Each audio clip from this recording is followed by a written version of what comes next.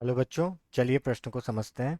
एक bullet train 396 kilometre प्रति घंटा की चाल से सीधी पटरी पर 1200 हर्ट्ज की आवृत्ति की ध्वनि उत्पन्न करती हुई चल रही है। एक ध्वनि संसूचक स्रोत की रेखा से 1000 मीटर की दूरी पर स्थित है। जिस समय संसूचक 1200 हर्ट्ज की आवृत्ति की ध्वनि प्राप्त करता है, उस समय स्रोत एवं संसूचक के बीच की दूरी निकालें।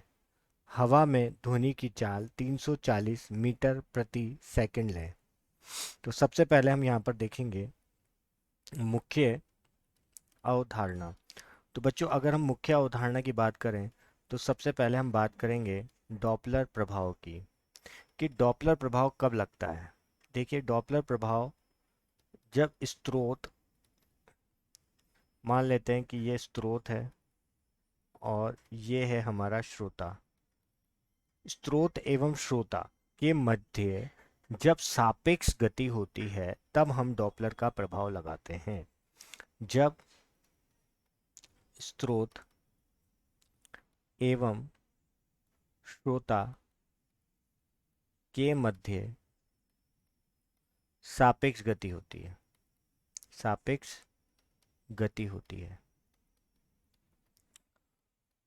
और देखिए दो स्थिति में अगर हम देखें, जैसे दो स्थिति में डॉपलर का प्रभाव नहीं लगता है। जैसे मान लीजिए कि ये तो हमारा हो गया श्रोता, और यहाँ से कहीं से क्या आ रहा है, स्रोत आगे बढ़ रहा है। श्रोता यहाँ पर क्या है, विराम अवस्था में।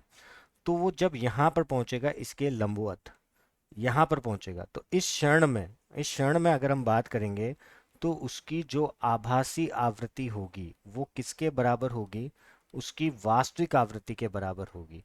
या तो वहां पर सापेक्ष गति नहीं कर रहा हो, ठीक है, सापेक्ष गति अगर शून्य हो जाए तब ऐसी स्थिति आ सकती है, और ये लंबवत हो तब ऐसी स्थिति आ सकती है। चलिए अब देखते हैं, हम प्रश्न को हल करते हैं।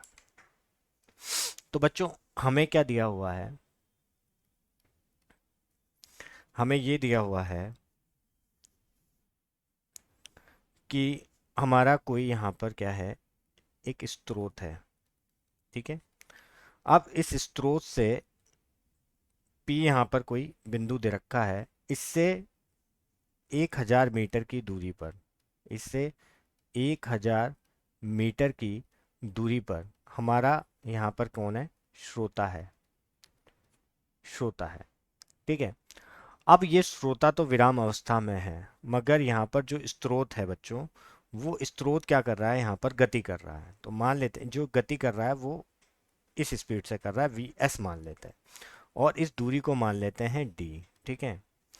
अब देखिए, ध्वनि तो कहीं पे भी जा सकती है, तो ध्वनि की चाल तो जैसे जैसे मान लीजिए कि इस पर अगर हम देखेंगे तो यहाँ पर भी होगी।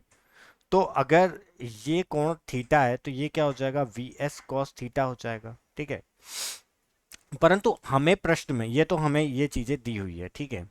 अब प्रश्न में हमें यह पूछा गया है कि जो स्रोत है उससे जो निकलने वाली, ये क्या है हमारा श्रोता, ठीक है। स्रोत जो है, स्रोत से निकलने वाली जो आवृत्ति है वो हमें दे रखी है कि वो 1200 हर्ट्ज है, और श्रोता तक भी जब वो पहुंच रही है तो वो भी 1200 हर्ट्ज की ही पहुंच रही है। तो ऐसा कब संभव है, तो बच्चों ऐसा कब संभव है कि या तो वो जब स्रोत यहाँ से चल रहा है तो या तो वो इसके एकदम लंबवत आ जाए, जैसे यहाँ पर आ जाए, तो यहाँ से जो आवृत्ति निकलेगी, जितनी आवृत्ति निकलेगी उतनी सुनाई देगी। एक तो दो यहाँ पर स्थितियां हो सकती है, ठीक है। और एक यह हो सकता है कि दोनों के मध्य कोई सापेक्ष गति ही नहीं हो रही हो।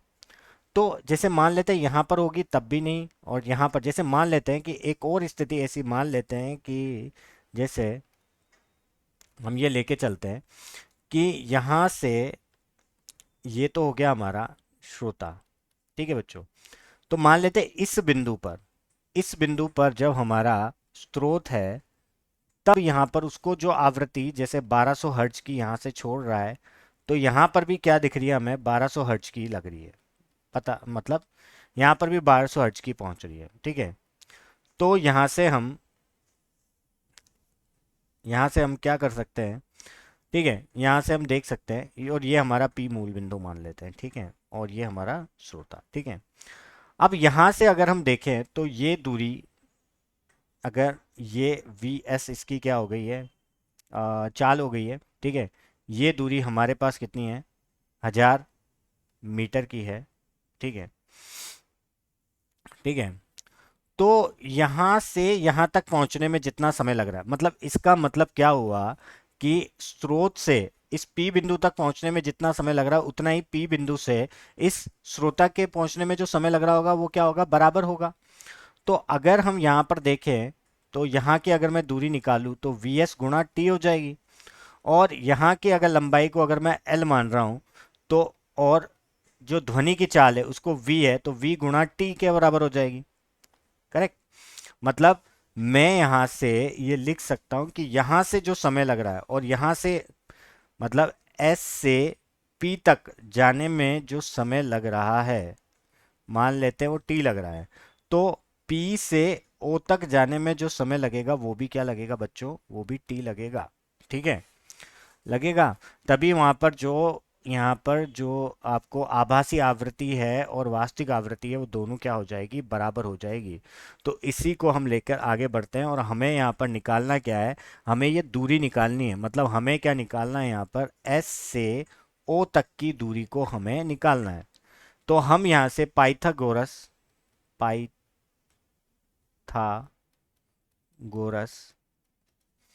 प्रमेय से हम क्या लिख सकते हैं, हम लिख सकते हैं एस ओ का वर्ग बराबर हो जाएगा एस पी के वर्ग धन पी ओ के वर्ग के।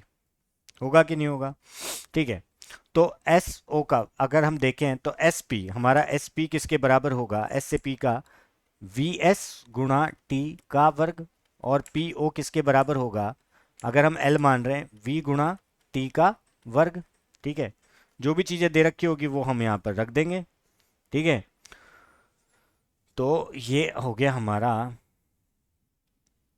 तो अब मैं इसको क्या लिख सकता हूँ, टी को क्या लिख सकता हूँ, समय बराबर क्या लिख सकता हूँ यहाँ पर, दूरी बटे चाल।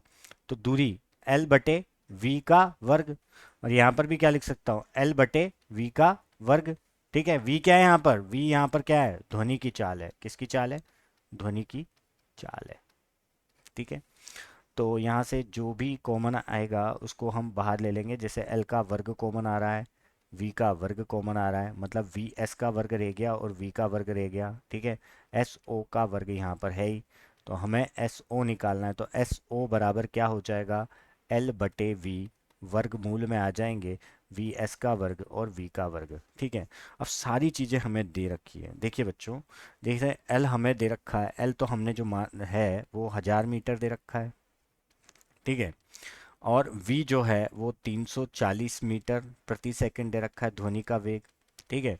और जो बुलेट ट्रेन है उसका वेग जो कि दे रखा है हमें 396 किलोमीटर प्रति घंटा दे रखा है। तो उसको अगर हम परिवर्तित करेंगे तो 110 मीटर प्रति सेकंड आ जाएगा, ठीक है। तो इन सभी के मानों को रख देते हैं यहाँ पर।